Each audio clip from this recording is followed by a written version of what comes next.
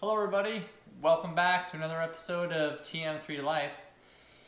So on our last episode, we discussed the install of the Powerwall. And I was hoping that I'd be able to report back to you guys on a power outage or whatever.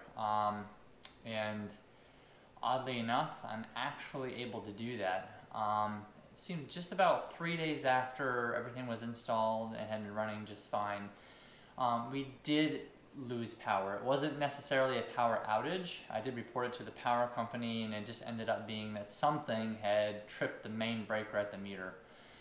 And they weren't sure what it is. They contacted Tesla. Tesla looked at everything. They couldn't figure out what might have caused that to happen. I reset the main breaker, and we've been fine ever since. So technically not a power outage in regards to everyone else in our neighborhood or in the area.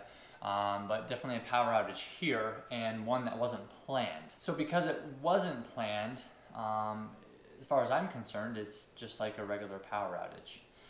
There's some things I learned and some things I'll pass on to you. So during the power outage, I didn't get any message.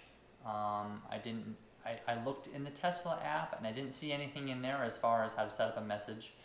I did find out later that I can set up with my power provider, which is what I did, text messages, so when we do lose power, I'm alerted. Because I feel like that's pretty important to know. If you're going to be running on battery backup, you probably want to know when you've lost power. And you normally think to yourself, well, when you lose power, isn't it pretty obvious? Well, not really.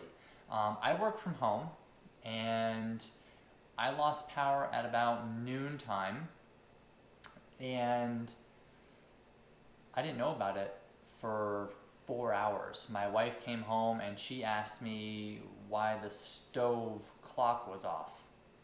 And not off as in blinking, like it was off, like there was no power to the stove, she couldn't turn the stove on at all. But everything else in the house was working just fine. And I scratched my head for a second, I'm like, geez, I don't know, I've been working here all day and I haven't experienced anything. But then I got thinking about it and remembered that the range and of course the Tesla wall connector are the two things that aren't powered by the Powerwall. And so I brought up my app. And normally when you bring up the Tesla app and you see the Powerwall, this is what you see. When you're getting power from the grid, this is what you see. But when I opened up the Tesla app, this is what I saw.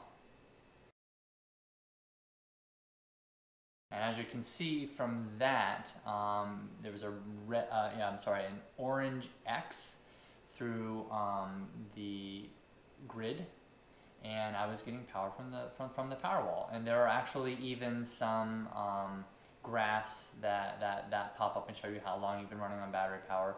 And I had been running on battery power for, like I said, approximately 4 hours. And in that 4 hours, I had no idea that I was running on battery power. As a matter of fact, there was no light flicker anywhere. Again, this was daytime, so I didn't have a lot of lights on throughout the house. But I made my lunch and used the microwave, and all the fridges and everything were running. And the other odd thing, to let you know how seamless and that this transition was, is that the microwave clock, whenever we've lost power or whenever you lose power anyway, your clocks, tend to go to 12 and start blinking or whatever, right? They do their reset. That clock never had to be reset. So that's how seamless going from grid to battery power was. And I can't think of any better way to simulate a power outage than what actually happened was the main breaker popping. It's the same thing as losing power from the grid. It works exactly the same way. So it was absolutely seamless. Seamless to the point where it didn't even make that clock go out on the microwave. So I had no clue. So very important that number one, that you set yourself up with some sort of a reminder, some sort of an alert, whether it's with your utility provider or whether there is a way to do it in the Tesla app. I couldn't find it. If you know, please comment below and let me know if there's a way to do it in the Tesla app itself. I couldn't find any way to do it. But yeah, so it was unbelievably seamless. I loved it. It was great. And within that 4 hours of time, the hot tub was running. It kicks on about every hour or so in the kind of temperatures that we're having, which is about 30 degrees or so outside. It kicks on every hour to an hour and a half just to keep the water up to 103 degrees, which is where we have it set at. So that ran, I believe I had a load of laundry in. So just normal household things going on. Actually, I even believe that particular day there was even a load of dishes finishing in the dishwasher. So, and that's with the heated dry going. And with that 4 hours of time, the Powerwall only lost 23% of its charge. So I went from 100 all the way down to 77% left. And that was without trying to conserve, shutting off the hot tub, none of that kind of stuff. It was just pure regular power consumption. So I was pretty impressed with that. I think that in a normal power outage, and the longest power outages we've seen in the area where I'm at are about 7 hours or so. But we definitely, being in the woods and on top of the quote-unquote mountain. In Vermont, we don't call it a mountain, we call it a hill. But in a lot of other places in the U.S., it's a mountain. Yeah, up here we have a lot of trees and we're in the woods, so the potential to lose power for longer periods of time is certainly there. So in those circumstances, we would certainly take precautions to, save on power if we needed to, especially if we didn't have any ETA on when the grid would be back up and running. So that's really all I have, just a quick update, and I wanted to just give you my first initial impressions on how I thought it worked, and I thought it worked seamlessly, and it was wonderful, and I'm very happy with it.